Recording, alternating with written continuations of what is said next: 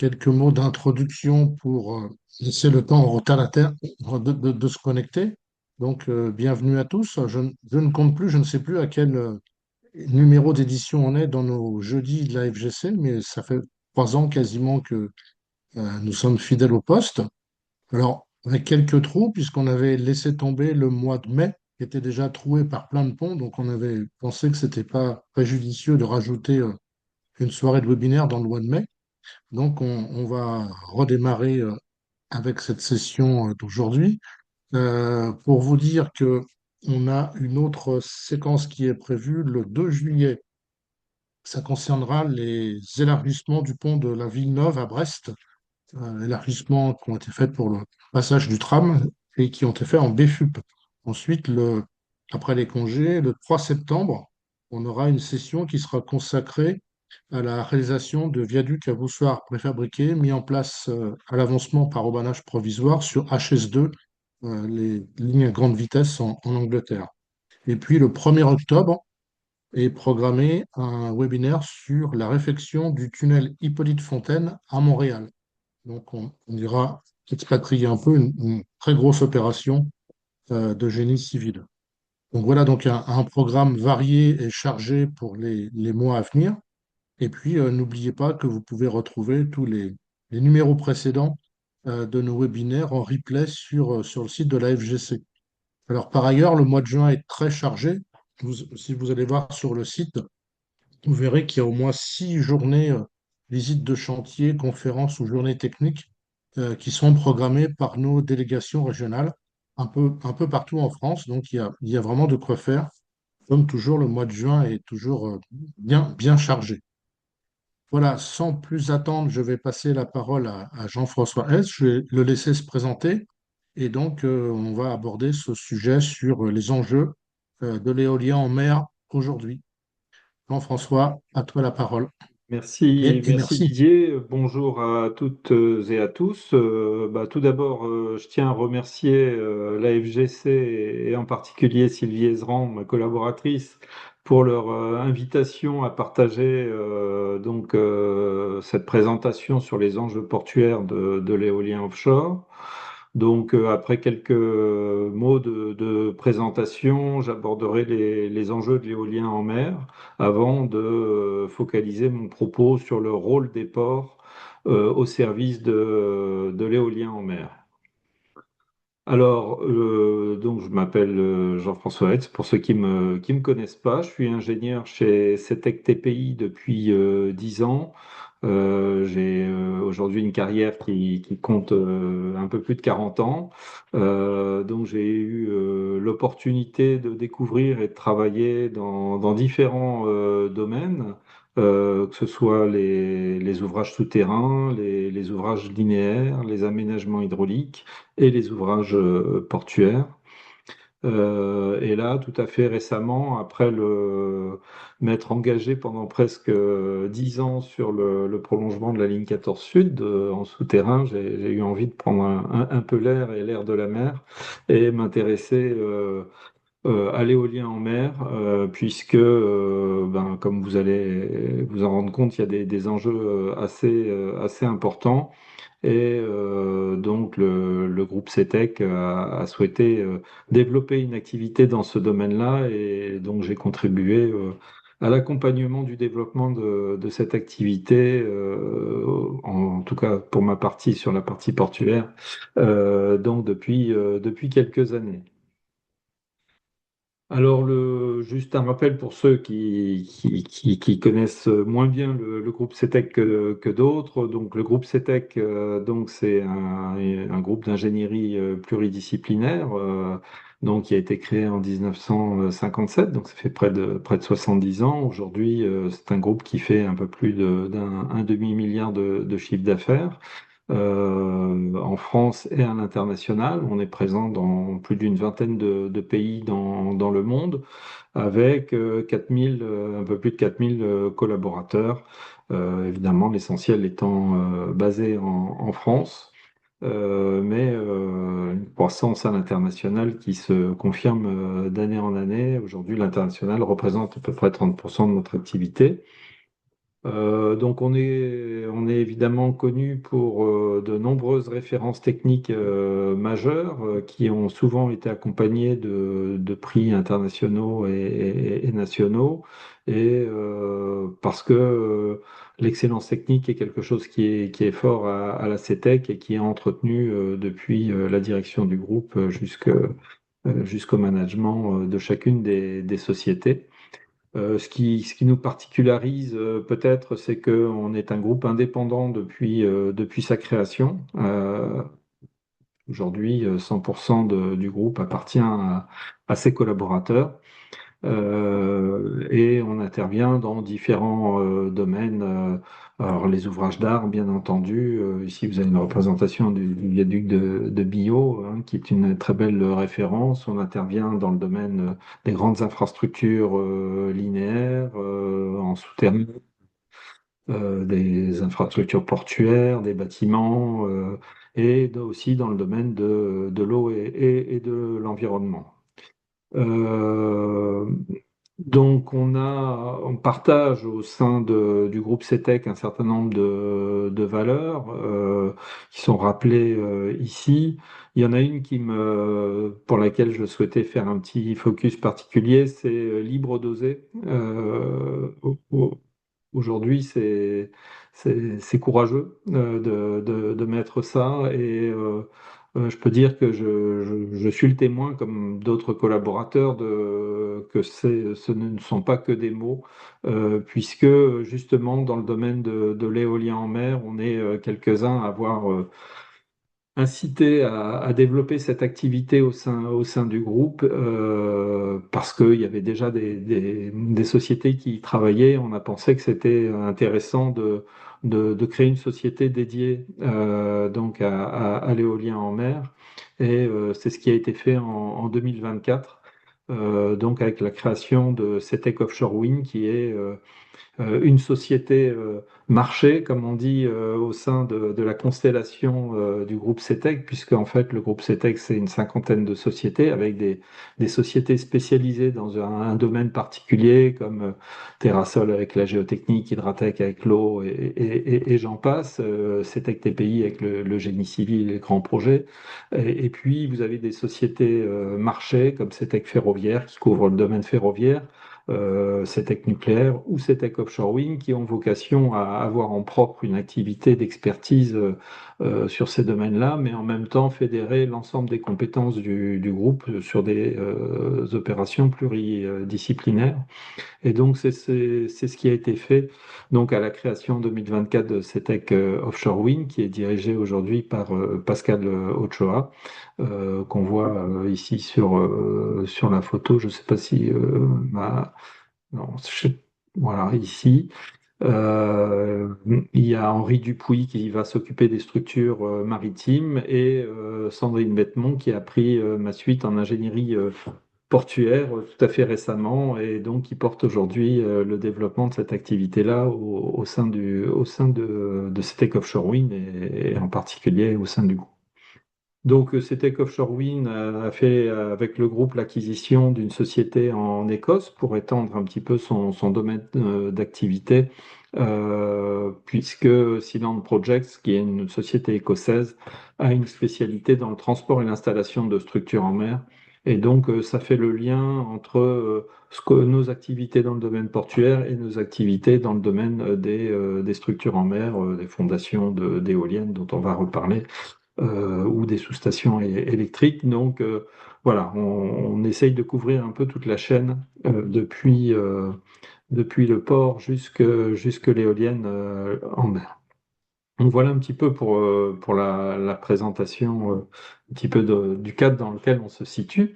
Je voulais revenir quand même sur les enjeux de l'éolien en mer. Les journaux en parlent beaucoup, les politiques aussi.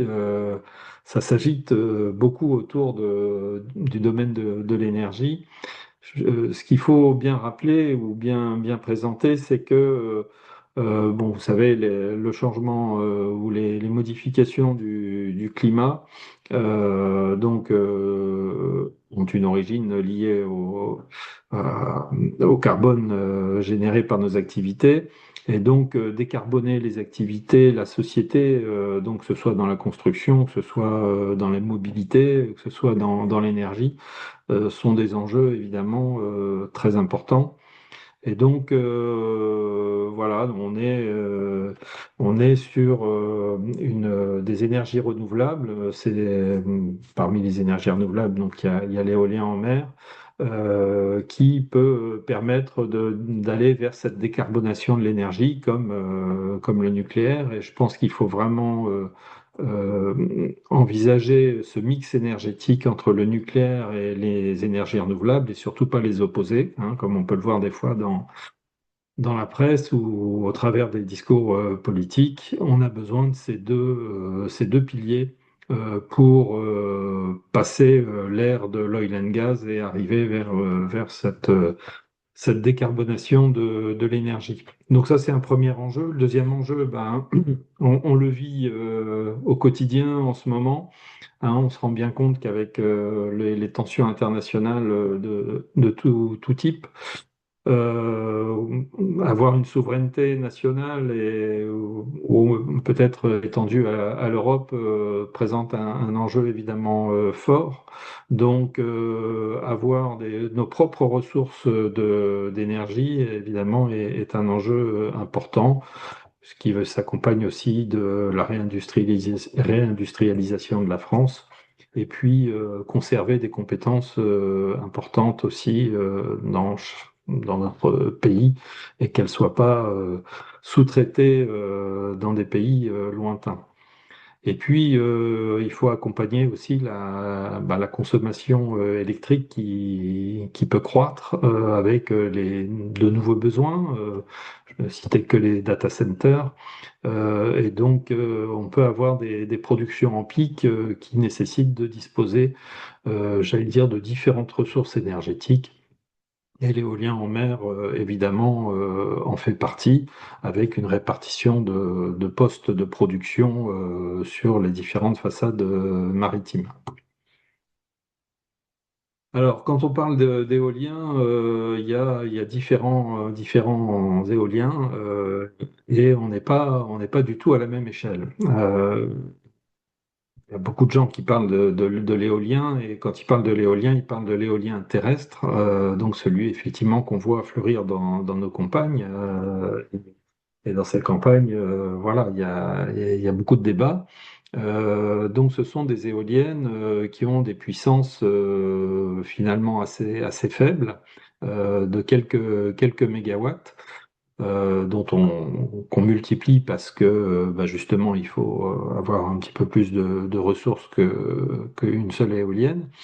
Et dès qu'on va arriver dans le domaine maritime, on va avoir déjà des vents qui sont plus réguliers, plus stables, et plus on va s'éloigner vers le large, plus ce sera vrai. Et donc, plus on va pouvoir s'intéresser à des éoliennes de plus forte puissance. Donc, qui dit plus forte puissance, comme la puissance est proportionnelle donc à la surface balayée par les pales, entre autres, hein, et la vitesse du vent, bien sûr. Du coup, on va avoir des éoliennes qui vont avoir des puissances beaucoup plus importantes. Vous voyez que dans le domaine littoral ou peu éloigné du littoral, donc c'est le domaine du fixe ou du posé avec des profondeurs d'eau dépassant pas 50-60 mètres de profondeur. On espère pouvoir peut-être aller jusqu'à 70 mètres de profondeur. Et donc là, on est sur des puissances qui vont entre 6 et peut-être 14 mégawatts.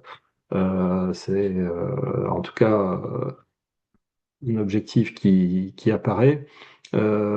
Et puis, il y a les éoliennes, il y a le domaine du flottant. Quand on dépasse ces profondeurs d'eau, au-delà de 50, 60, 70 mètres de profondeur, euh, là, on a des techniques d'éoliennes posées sur des flotteurs, qui soient en acier ou en béton, avec différentes caractéristiques. Ça peut être des flotteurs semi-submersibles, un petit peu comme avec le principe de l'iceberg, hein, voilà. Mais ça peut être d'autres types de flotteurs, mais là, je ne vais pas rentrer dans le détail, puisqu'il y a une centaine de designs de flotteurs qui existent actuellement.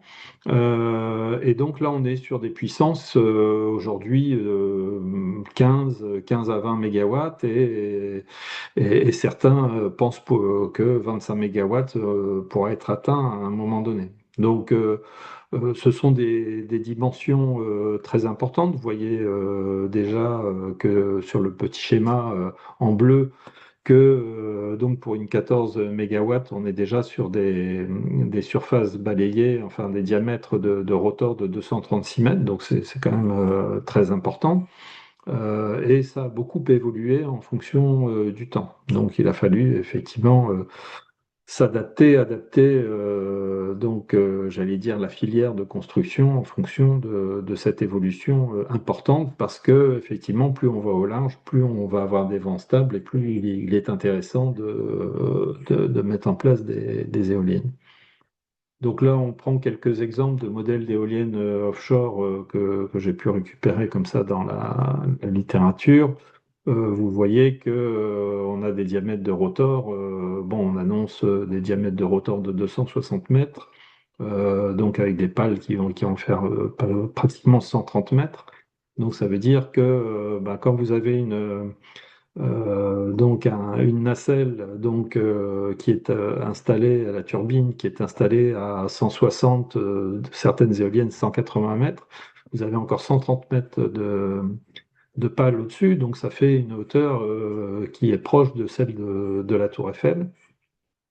Donc vous voyez que ce sont des engins, des structures qui sont extrêmement imposantes dont on ne mesure pas bien d'ailleurs l'impact hein, que ça représente. C'est bon pour ceux qui ont pu visiter à Port-la-Nouvelle quelques éoliennes qui ont été construites, assemblées et intégrées, donc on pu se rendre compte de l'importance de ces dimensions, mais on est sur des objets évidemment très importants qu'il va falloir construire en série. Et évidemment, ben, dans les ports, ça va se voir, ça va prendre de la place, et donc il y a des enjeux importants dont on va parler.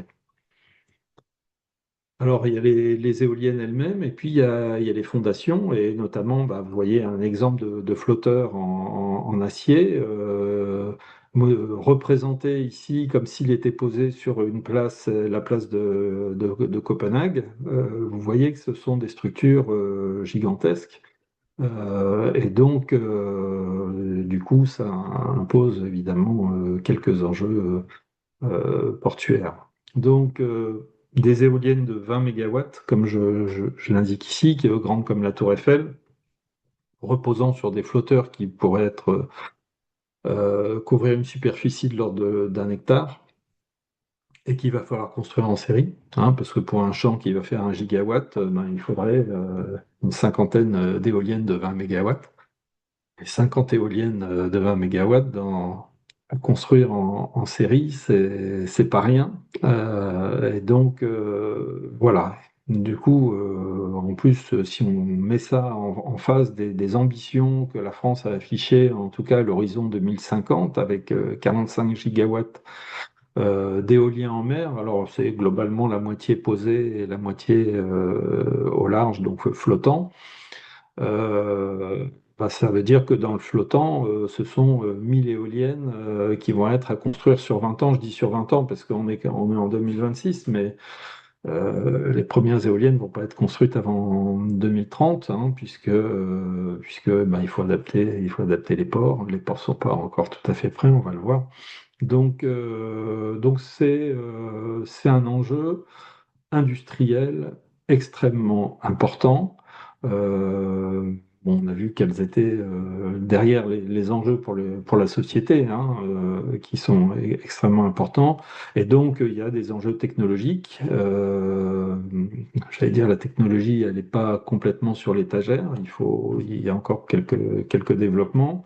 Il y a des enjeux évidemment logistiques, d'organisation de cette construction, de cette mise à l'eau, de cette mise en service.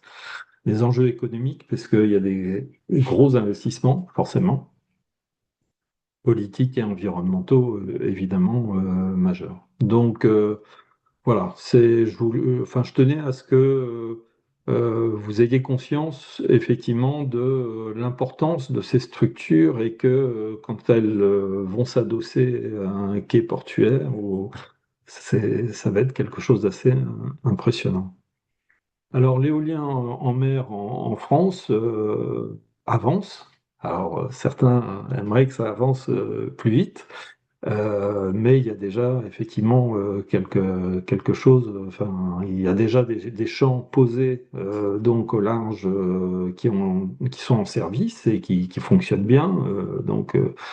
Premier ayant été Saint-Nazaire, d'autres ont vu le jour, comme à Saint-Brieuc ou à Fécamp. Euh, il y en a d'autres qui sont en construction, comme à Courseulles, comme à Dieppe, etc. Et d'autres en projet. Donc ça, c'est pour le poser sur les premiers appels d'offres. Et puis, il y a des, comment dire, des parcs expérimentaux sur le flottant qui ont vu le jour en Méditerranée, avec Provence Grand Large, les éoliennes flottantes du golfe du Lion et Olmed, donc qui ont permis de tester la construction d'éoliennes flottantes avec différents principes de flotteurs et qui aujourd'hui sont raccordés et permettent de satisfaire aux objectifs de constructibilité de ces éoliennes. Donc ça a été l'occasion de me pointer des difficultés, justement par rapport à l'organisation portuaire, comment on construit tout ça, comment on assemble tout ça, comment les objets se déplacent dans les bassins portuaires à proximité, etc.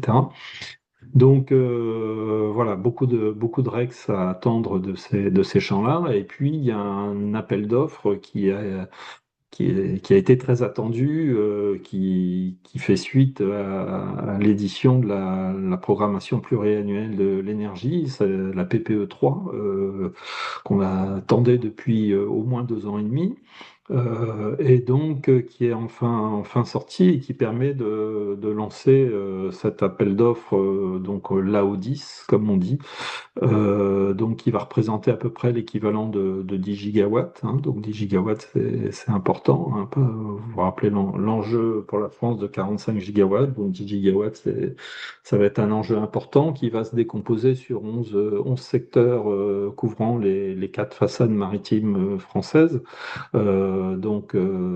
Centre-Manche, donc sur la partie Manche, Atlantique et Méditerranée. Voilà, une ambition qui est forte en France, mais finalement on a quand même des façades maritimes intéressantes. Il y a là l'occasion de développer une filière industrielle dédiée à l'éolien en mer et la France dispose de nombreux atouts pour ça. Et donc, c'est en cours. Alors, on n'est pas les seuls, évidemment, à s'intéresser à l'éolien en mer. Hein.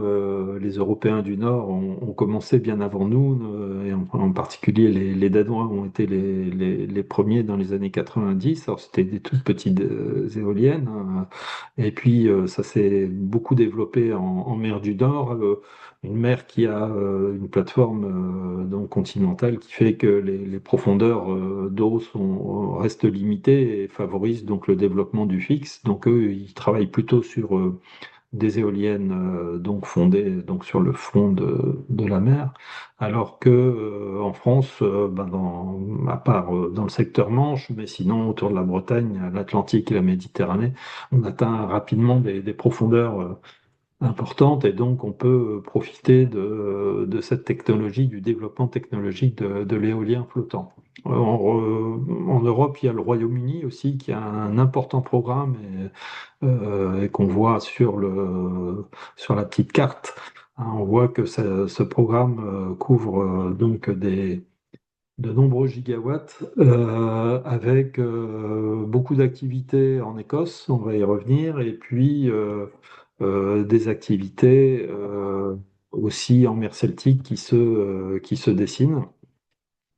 Donc, le Royaume-Uni, l'Allemagne tirent vers le haut cette activité de l'éolien en Europe, mais la France a de nombreux atouts et peut prendre une place importante si elle le souhaite. Alors, vous voyez un deuxième ensemble constitué par la Chine. Hein. La Chine n'est pas en reste dans le développement de l'éolien en mer, et évidemment, pas seulement dans l'installation des éoliennes pour son compte, mais aussi est candidate à nous proposer des éoliennes, des flotteurs ou des bouts de flotteurs à assembler chez nous, etc. Donc voilà, il y a aussi des discussions en termes au niveau de l'Europe, justement pour que la France ou l'Europe puisse développer ses propres éoliennes sans forcément traverser les mers du monde pour amener des structures métalliques. Mais bon,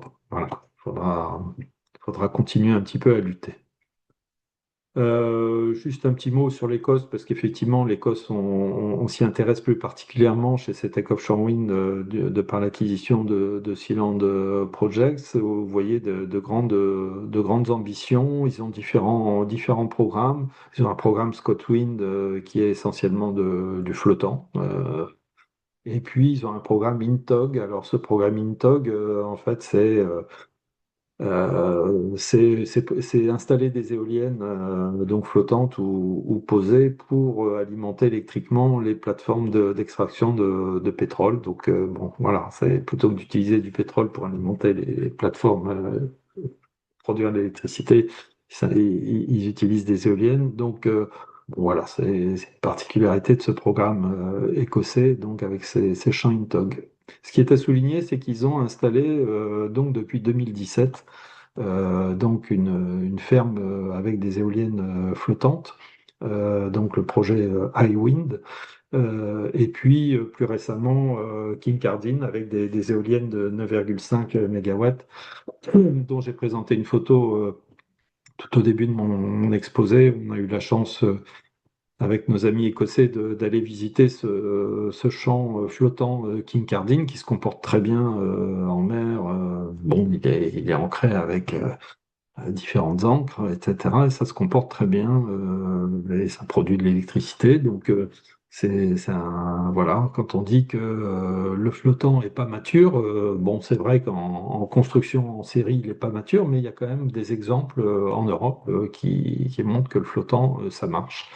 Donc voilà, Kincardine en est un exemple et pas le seul. Et en France, ben, on a nos trois champs, nos parcs expérimentaux qui vont apporter beaucoup de REX dans ce domaine-là.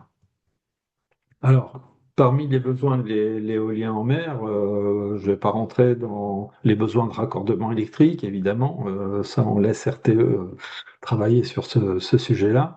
Il y a les ports.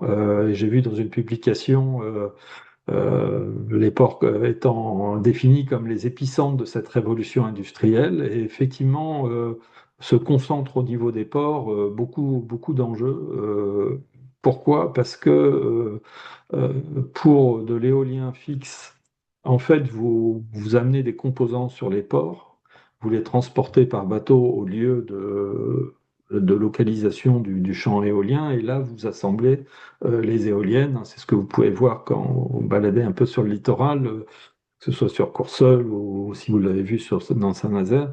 Les éoliennes sont montées avec des jack-up, sont montées directement au lieu de leur production euh, électrique, alors que dans le cas du flottant, en fait, les éoliennes sont créées, assemblées, enfin les flotteurs sont créés dans les ports, ils sont assemblés construits suivant leur nature, hein. Si c'est en béton, ils vont être construits sur le port. S'ils sont en acier, ils seront peut-être assemblés simplement sur le port parce que les composants vont venir d'ailleurs.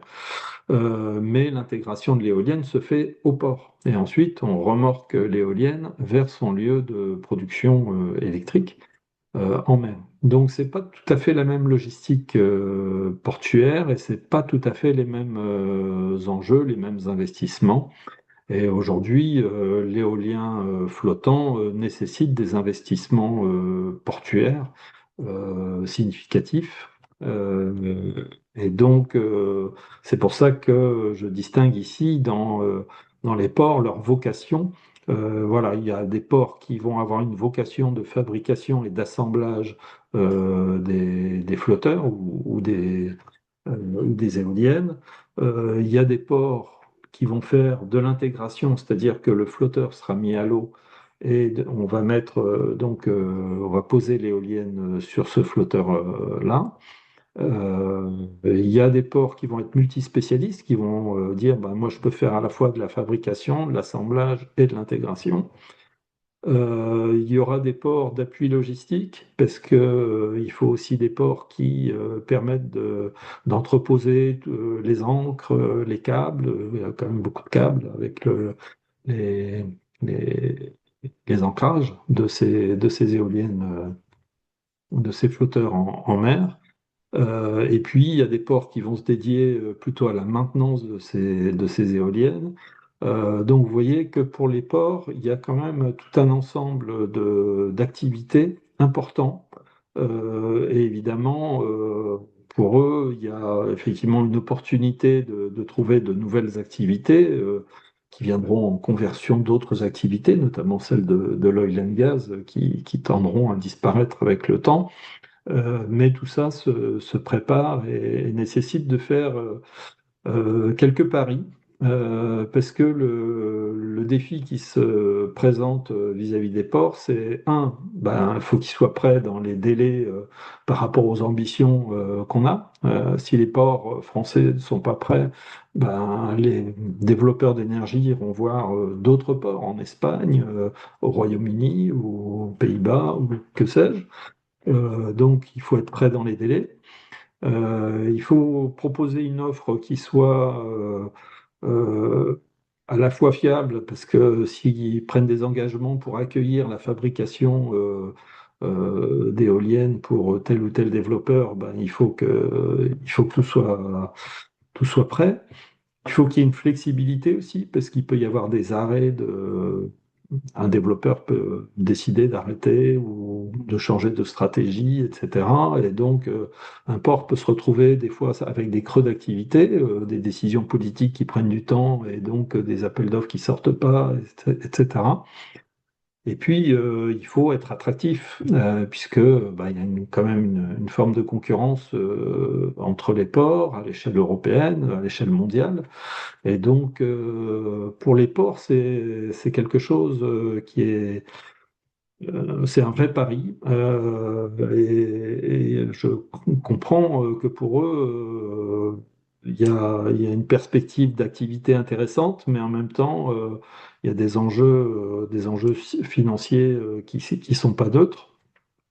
Considérer que pour un port, c'est plus de 200 à 300 millions d'investissements pour se mettre à niveau et en tout cas de proposer des structures portuaires adaptées. Donc voilà, ça se réfléchit. Il faut que ces projets portuaires aient comme je le mets, une soutenabilité financière.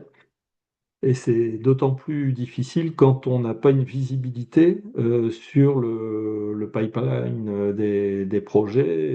Et évidemment, plus on va avoir de visibilité sur les projets et leur déclenchement dans le temps, plus il sera facile, bon, moins difficile, de projeter évidemment les investissements qui sont nécessaires. Alors les freins principaux, bon, j'en ai déjà cité quelques-uns, mais pour les ports, bah, c'est le foncier. Il va y avoir, vous avez vu que ce sont des structures de taille gigantesque, donc il y a un problème de place. Quels sont les ports qui disposent aujourd'hui de places, d'espace pour accueillir cette construction et la mise en service de ces installations. Il faut donc des investissements importants. Comme on va le voir, il y aura il y a des besoins de dragage parce que ce sont des structures qui, même si elles sont flottantes, elles ont quand même un tirant d'eau qui est important. Donc aujourd'hui, tous les ports est souvent plus important qu'un navire. Donc tous les ports n'ont pas forcément la profondeur d'eau nécessaire. Et donc pour certains ports, il y a des opérations de dragage qui doivent être envisagées. Ces opérations de dragage sont coûteuses, présentent un certain nombre de contraintes environnementales, demandent des autorisations, procédures administratives assez lourdes. Ça s'anticipe et voilà. Plus on va anticiper les choses, moins on aura de visibilité sur le pipeline des projets. Donc voilà, encore une complexité pour les ports qui est importante. Alors, on va le voir, hein, pas mal de ports en France ont fait ce choix-là, ce pari, et aujourd'hui, ils avancent voilà, avec beaucoup d'incertitudes encore sur certains aspects. Il y a des enjeux évidemment aéronautiques et militaires, parce que des fois, autour des ports, il y a des aéroports et civils ou militaires, et donc ça peut contraindre aussi, parce que une structure qui est haute comme la Tour Eiffel, et s'il y en a plusieurs en plus, non seulement ça va se voir un petit peu dans le paysage, mais en plus ça peut aussi avoir des impacts sur la navigation aérienne. Et donc, évidemment, ce sont des considérations à prendre en compte. L'environnement, bon, bien sûr qu'il y a forcément des impacts à prendre en compte et à étudier. Et puis, il y a besoin d'une main-d'œuvre pour répondre à l'ensemble de cette filière industrielle qui se crée. Donc, aujourd'hui, il y a des choses qui se mettent en place dans les régions, qui se mettent en place à l'échelle nationale, dans les écoles d'ingénieurs. Il y a des formations spécifiques qui se développent autour de l'éolien en mer. Et c'est une très bonne chose, mais tout ça nécessite de l'anticipation. Et voilà. Donc, les solutions aujourd'hui pour faire face à ces freins et ce défi, déjà, on se rend bien compte qu'un port va avoir une grande difficulté à tout faire et absorber toutes les demandes. Donc il y a forcément des synergies interportuaires qui sont à imaginer. Aujourd'hui, et c'est pas un secret, on sait que Brest et Lorient se parlent parce que Lorient servirait de base pour tout ce qui est ancre, câble, etc., comme le port de Sète avec Port la Nouvelle. Euh, Il y a des discussions aussi entre le port de Brest, le port de Nantes-Saint-Nazaire. Peut-être que le port de Nantes-Saint-Nazaire ferait de l'intégration, le port de Brest plutôt de la fabrication de flotteurs, même s'il n'écarte pas l'idée de faire aussi de l'intégration. Mais voilà, donc il faut réfléchir à l'échelle de son port, mais il faut réfléchir aussi de façon un peu coordonnée, etc. Et donc l'État, ayant pris conscience effectivement de tout ça, à imaginer une aide incitative au travers d'un appel à projet de l'ADEME, qui aujourd'hui, dont le résultat n'a pas été publié officiellement, mais on n'est pas très loin de savoir qu'il y a un certain nombre de ports qui devraient avoir quelques subventions pour les aider à financer ces infrastructures portuaires nouvelles ou adaptées pour l'installation de cette filière industrielle qui peut générer beaucoup d'emplois et donc avoir des retombées locales évidemment très importantes. Donc pour ça, la solution, c'est d'avoir de la visibilité sur la localisation des parcs et sur le pipeline des projets, je l'ai déjà dit. Donc c'est important que l'État, effectivement, ait défini ces zones d'implantation des différents parcs potentiels. Ça, c'est déjà quelque chose qui a été fait. Et puis, le pipeline de projet, avoir de la visibilité, c'est ce qui a poussé à imaginer cet appel d'offres de 10 gigawatts qui va permettre d'inscrire un petit peu dans la durée l'installation d'une filière, que les gens puissent réfléchir un peu plus globalement que trop localement et à une échelle de temps trop réduite. Donc ça, c'est important. Puis c'est important aussi d'avoir cette visibilité pour convaincre aussi les développeurs d'énergie d'investir évidemment dans cette filière. Bon, évidemment, la concertation avec les acteurs locaux est essentielle, hein. Il ne faut pas se cacher que, évidemment, j'ai parlé d'impacts environnementaux, il y a des impacts visuels, il y a des impacts avec d'autres activités. Les ports ont beaucoup d'autres activités, et notamment certains ont la pêche. Comment on gère ça à l'échelle du port, mais comment on gère ça aussi à l'échelle du parc installé. Tout ceci doit évidemment se faire avec évidemment beaucoup de dialogue. Et là encore, il faut mener ce dialogue le plus en amont possible pour qu'il soit efficace. D'autres solutions, bah, il y aura aussi des innovations à trouver pour faire face à ces différents freins évoqués ici. J'évoquerai en fin de présentation donc un frein, enfin une innovation sur laquelle nous avons plus particulièrement travaillé. Et puis, il faut de la formation dédiée. Donc, on voit fleurir des initiatives entre écoles d'ingénieurs à l'échelle locale pour que ben, on dispose de toutes les compétences nécessaires pour que cette filière industrielle voit le jour ben, dans les délais impartis. Alors, sur les besoins portuaires particuliers au niveau des ouvrages, qu'est-ce que ça nécessite? Alors, déjà, il y a des quais de chargement, déchargement de composants d'éoliennes. Ces composants d'éoliennes ont un certain poids. Quand il s'agit aussi de construire euh, certains ont vu pour à Fécamp donc ces embases gravitaires avec en béton. Donc tout ceci a créé des charges importantes sur les ouvrages portuaires quand ils existent. Hein, si on veut les réutiliser pour l'éolien, et finalement les capacités portantes de ces ouvrages, telles qu'elles ont été définies à leur origine pour un autre usage, sont souvent limitées à 5 tonnes par mètre carré, pour faire simple, même si des fois ça peut être un peu plus ou un peu moins. Et là, on s'aperçoit que les besoins pour tenir compte de charges importantes qui vont arriver sur ces quais et sur ces plateformes euh, va nécessiter d'avoir des capacités portantes de 10 jusqu'à localement 30 tonnes par mètre carré.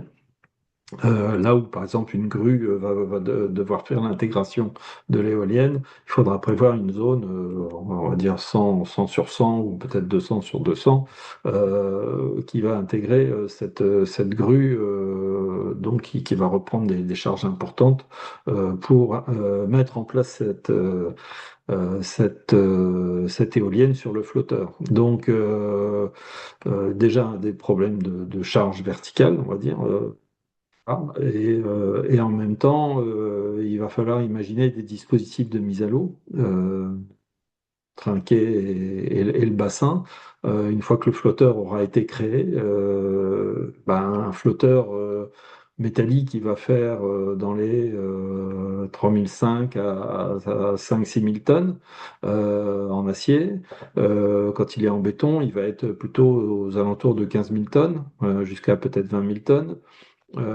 Et donc, dans ce cas-là, évidemment, il faut des dispositifs de mise à l'eau tout à fait spécifiques qui nécessitent évidemment des ouvrages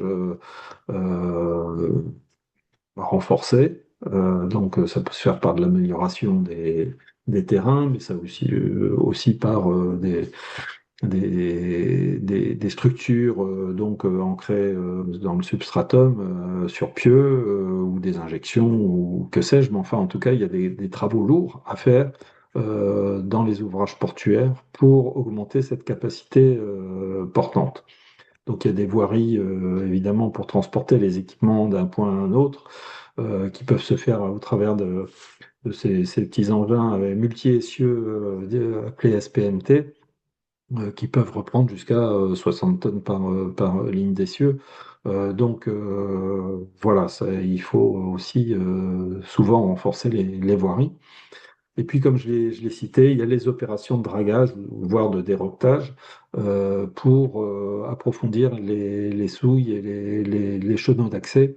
Voilà. Après, il faut des pontons, ben, pour accueillir des nouveaux remorqueurs, puisque il y a ceux du port, mais qui ont déjà leur activité, et il faudra des remorqueurs dédiés à ça, puisque pour déplacer une éolienne intégrée, il faut trois remorqueurs, hein. Donc c'est quand même des moyens importants.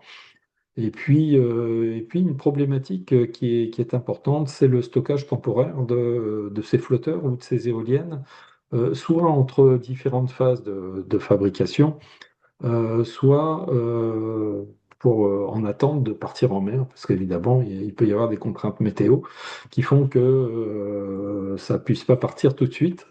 Donc, il faut avoir ces espèces de buffers là, dans l'enceinte du port ou à proximité, qu'on appelle wet storage. Et c'est peut-être quelque chose qui n'avait pas été très bien regardé au début.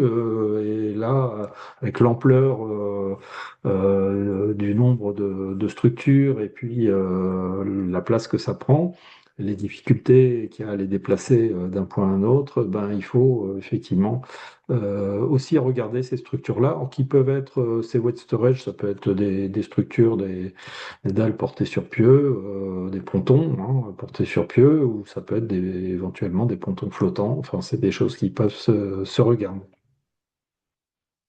Donc, en termes un peu plus quantitatifs, donc j'ai déjà cité les 10 tonnes à 30 tonnes par mètre carré.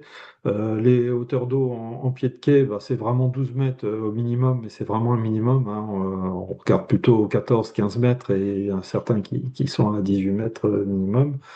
Les linéaires de quai, 400 mètres, c'est vraiment un minimum. On est plutôt à 500 mètres, voire beaucoup plus. Et puis les surfaces de plateforme, bah, vous voyez que les flotteurs, les composants, etc., ça va prendre de la place. Il y aura aussi besoin d'ateliers de soudure, de peinture, enfin, etc., des déplacements d'engins. Donc tout ça va prendre de la place. Donc ce sont des enjeux évidemment importants. Ici, vous voyez de représentations un peu virtuelles. Donc celle de gauche, c'est ce qui se dessine un petit peu sur le port de Brest avec son terminal EMR, comme énergie marine renouvelable. Et puis sur le port de Marseille-Fos, donc du côté de Fos, où là, il y a le projet d'EOS qui est en train de se dessiner.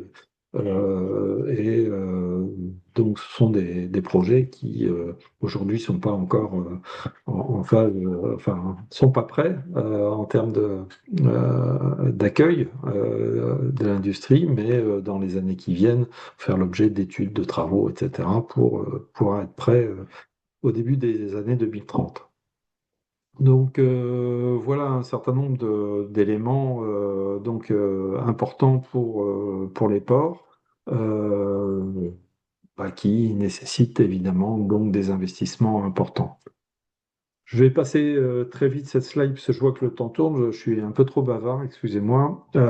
Et donc cette slide qui m'a été, enfin que j'ai prise chez Brest Port, qui présente une séquence d'activités industrielles liées à la construction de des différentes phases de construction des flotteurs ou des éoliennes et qui montre bien que le port va être concerné par toutes ces activités-là en permanence, et donc ça prend de la place, ça génère de la navigation aussi dans les bassins portuaires, etc.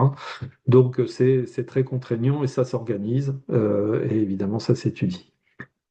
Je fais juste ici un petit focus sur les besoins en ingénierie portuaire.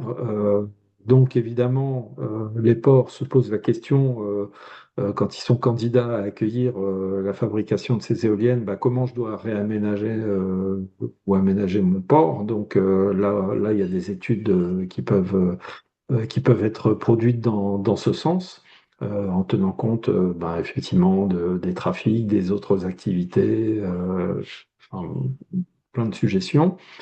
Il faut faire évidemment des activités de diagnostic d'ouvrage parce que ben, les ouvrages existants, comme je l'ai dit, ont leur propre capacité portante théorique.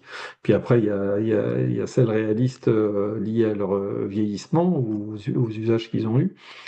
Il y a des activités d'études, de maîtrise d'œuvre ou d'assistance à maîtrise d'ouvrage dans le cadre de la construction de nouveaux ouvrages ou le renforcement d'infrastructures, voilà, qui associent évidemment des études géotechniques et hydrauliques, les études de dragage et de dérectage avec toute la partie amont d'études environnementales et de dossiers d'autorisation, avec ce volet de valorisation ou de stockage des matériaux dragués, qui est aussi un enjeu fort, puisqu'on a une réglementation en France qui est assez stricte. Dès qu'un matériau sort d'un site de production, il devient un déchet, et la réglementation déchets est assez contraignante. Donc là aussi, il y a des enjeux forts pour les ports. Des études socio-économiques, évidemment, hein, la soutenabilité financière de ces investissements est au cœur de, comme disait un patron de port, il dit je suis pas un aménageur, je suis un entrepreneur, hein. C'est-à-dire que lui, il doit quand même s'assurer que, évidemment, il y a une rentabilité à ces activités-là. Il y a des études de trafic maritime, de sécurité aéroportuaire, on l'a déjà évoqué, et d'autres études spécifiques. Il peut y avoir de la pyrotechnique aussi à régler dans un certain nombre de ports. Tout ceci pour vous montrer que pour l'ingénieur ou pour l'ingénierie, il y a une approche pluridisciplinaire qui est intéressante, qui est passionnante, on va le dire comme ça, qui mêle génie civil, géotechnique, environnement, hydrodynamique, matériaux, logistique et j'en passe, et sans oublier évidemment l'ingénierie juridique et financière qui complète un petit peu le panel.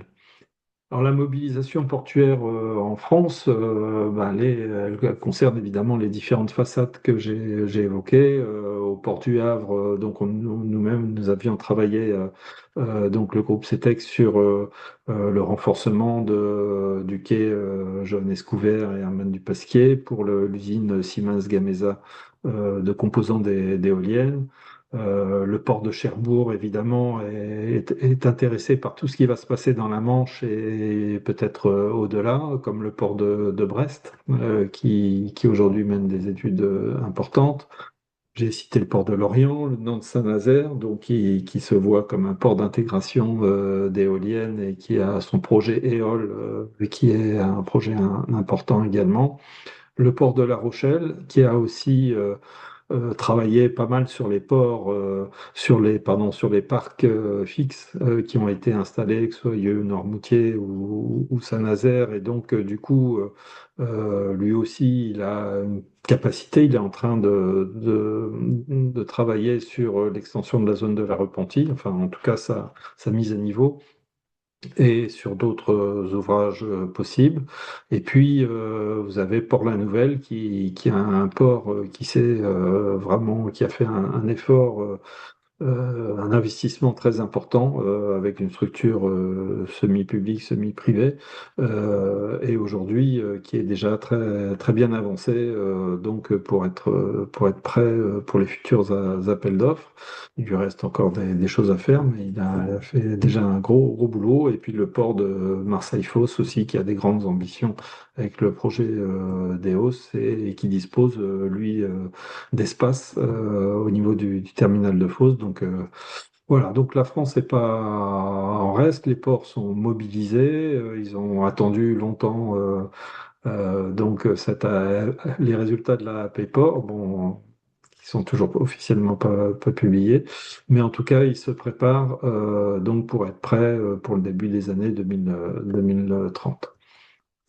Juste un petit mot avant de conclure. On a développé donc chez CETEC un concept en bénéficiant de tout ce qu'on avait fait sur différentes structures flottantes, et notamment la digue flottante de Monaco, où on avait fait les études d'exé pour le compte de Beck et Dragados. On avait fait aussi la maîtrise d'œuvre du remorquage depuis le port d'Algésiras jusqu'au port de Monaco, d'un caisson flottant qui faisait 19 mètres de haut avec 4 niveaux de parking à l'intérieur et 320 mètres de long. Et on s'est inspiré de ce dimensionnement-là qui a été fait il y a un peu plus de 20 ans pour proposer des caissons flottants qui peuvent s'assembler ou se désassembler un peu comme des Lego. Alors c'est un peu plus compliqué que ça, pour constituer soit des pontons, soit des plateformes adaptées donc au stockage ou au wet storage liés aux besoins de l'éolien flottant. Dès lors que ben, le foncier portuaire présenterait des limites, il y avait une grande demande de création d'éoliennes. Ça pourrait être une solution, j'allais dire, palliative et qui pourrait être même mutualisée entre différents ports. Donc voilà, c'est un concept qui aujourd'hui a été développé jusqu'au stade de faisabilité et qu'on espère poursuivre dans les années à venir. Je joins quelques références qui me paraissent pertinentes justement pour parler de ce développement portuaire dans l'éolien. Et je voulais signaler la création d'un nouveau groupe du PIANC qui se met en place. Sandrine Bettemont, que j'ai citée, qui est chez Stec Offshore Wind pour l'ingénierie portuaire, va nous représenter dans ce nouveau groupe de travail du PIAN, qui est un groupe international qui se penche ben, sur la question des aménagements portuaires adaptés à l'éolien offshore. Voilà, je vous remercie pour votre attention. J'espère que je n'ai pas été trop long et je suis à l'écoute de vos questions.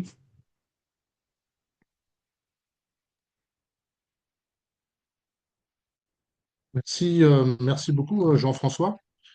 C'était fort intéressant. J'avais une première question de savoir, pour l'instant, CETEC dispose de quel contrat? Vous avez des contrats avec certains ports, c'est ça? Oui, aujourd'hui, on a une AMO avec le port de La Rochelle, donc justement pour les assister dans le cadre d'une l'attribution, là pour le moment, d'une Coréa sur l'aménagement de la zone de la Repentie. Voilà, mais l'accord cadre couvre d'autres ouvrages. Et puis, on est en AMO pour le port de Brest, donc sur bah, les ouvrages portuaires. C'est une deuxième étape. On avait déjà fait une première étude pour eux, et là, on vient d'être retenu dans une AMO pour préparer la future maîtrise d'œuvre et les travaux. Voilà, donc il y a d'autres sociétés d'ingénierie une société qui s'occupe du maritime, une autre plutôt des plateformes, et nous on s'occupe des structures portuaires, des quais plus particulièrement. Voilà, il y a Christophe Dudonion qui a une question. Il peut ouvrir son micro s'il souhaite la poser en direct. Oui, pardon, bonjour, je cherchais le micro. Bonjour. Je faisais juste une remarque par rapport au dragage qui était mentionné. Souvent, il est utile de rappeler, je pense que avant tout dragage, il faut également approfondir la structure du quai qui implique forcément des travaux un peu plus conséquents quoi, avant de draguer, puisque les tirants d'eau initiaux sont souvent plus faibles, de 10-12 mètres. Si on doit étendre à 18 mètres, il faut quand même faire des travaux au pied de ces structures qui sont existantes, quoi. Oui, c'est tout à fait juste, et c'est un peu au travers de ce que j'évoquais dans le diagnostic d'ouvrage. C'est que la conséquence de ces diagnostics d'ouvrage, souvent, c'est qu'effectivement, il y a besoin effectivement de renforcer dans une pied avant de draguer, oui, bien sûr. Il y a une autre question de Sylvain Châtaignier. Sylvain, tu peux la poser en direct. Oui, bonjour. Enfin, moi, c'est une question naïve, hein. Je me demandais quelle était la durée de vie de design des structures portuaires, parce que pour les éoliennes, si je ne m'abuse, c'est 25 à 30 ans pour les fondations. Bon, pour les ponts, c'est 100 ans, et donc je me demandais s'il y avait une durée de vie plutôt proche de celle des ponts pour les structures portuaires, ou plutôt proche de celle des structures qui seront en mer. Non, c'est plutôt, on se rapproche plutôt des structures à terre, voilà, donc on va plutôt être à minimum 50 ans et pourquoi pas 100 ans, mais oui, non, non, c'est pas calé sur la durée effectivement des concessions en mer, puisque en fait, il y a je l'ai peut-être pas dit, les ports, ils vont mettre à disposition ces espaces pour l'éolien, mais évidemment, il peut y avoir des creux d'activité, donc il faut qu'ils puissent utiliser ces espaces pour d'autres activités, et puis après, derrière, il y aura d'autres activités qui viendront, donc ils investissent pas pour 25 ans, quoi, hein. Merci. Ça veut dire, parce qu'effectivement, je comprends ce que veut dire Sylvain, parce que moi j'avais été étonné quand on a vu cette journée au Havre là, sur le champ des éoliennes de Fécamp. Donc le concept, c'était effectivement une concession pour 25 ans, et qu'au bout de 25 ans, il fallait redonner le site un peu dans son état initial. Et c'est ce qui fait que la durée de vie des éoliennes était calée sur ces 25 ans. C'était ça l'idée, non, je pense.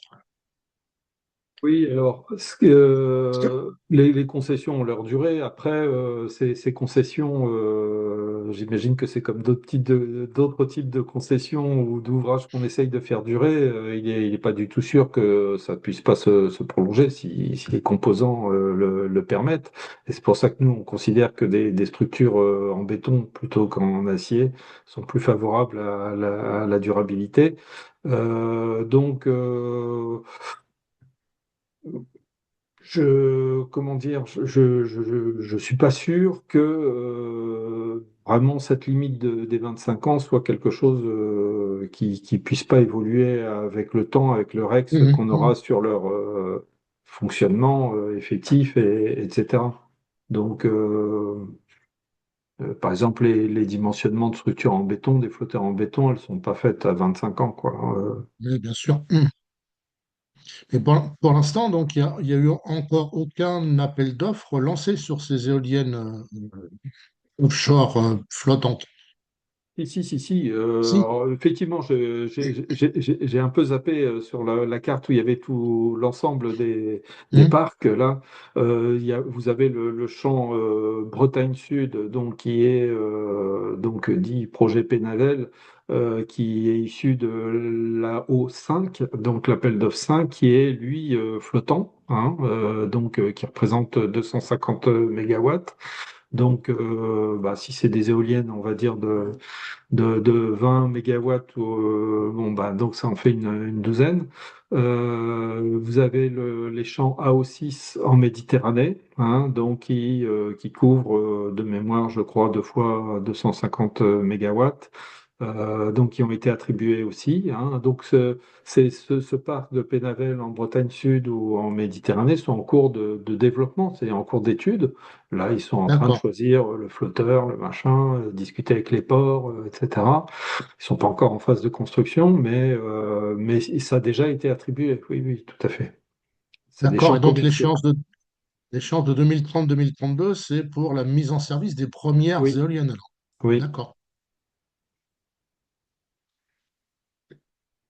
Je vois pas d'autres questions pour le moment. Sur l'aspect environnemental, donc a priori, effectivement, il y a eu beaucoup de débats pour les champs éoliens, enfin les problèmes de visibilité, les pêcheurs, etc. J'imagine que plus on éloigne les éoliennes, euh, finalement, moins on a de contraintes, mais je me trompe peut-être. Alors, moins on a de contraintes environnementales liées effectivement à la covisibilité, puisqu'effectivement, au-delà de 20 km, on les voit quasiment plus, hein. Là, c'est la photo que vous avez sous les yeux, c'est moi qui l'ai prise depuis Pornichet, du champ de Mansa-Nazaire. Donc là, c'est à une quinzaine de kilomètres, ça se voit. Quand ça va être des éoliennes flottantes, elles vont être plus au large. Et on les verra quasiment plus, hein. Donc, cet aspect-là, effectivement, est moindre d'un point de vue environnemental. Après, il peut y avoir d'autres. Alors, je suis pas un spécialiste de l'environnement, mais j'imagine qu'après, il y a des problématiques à regarder de faune, des Bonne. grands cétacés, des choses comme ça, qui sont pas forcément moins importants au large que sur l'aspect littoral, les zones de pêche, etc. Là aussi, je suis Mm. pas spécialiste, mais j'imagine que tous ces sujets-là sont regardés avec le même œil précis, que ce soit proche des côtes ou au large, quoi.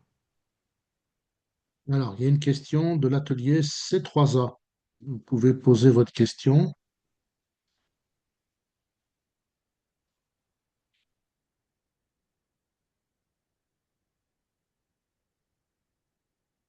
Allez-y, oui. Votre micro est ouvert, vous pouvez poser la question.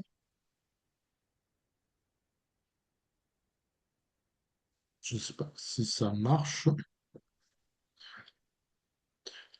Je vais, je vais lire la question. Donc, la question concerne la conception du port. Est-ce que la... Oui, allô, vous m'entendez? Oui, allez-y, voilà, ça Ah, sera oui, mieux. c'est bien.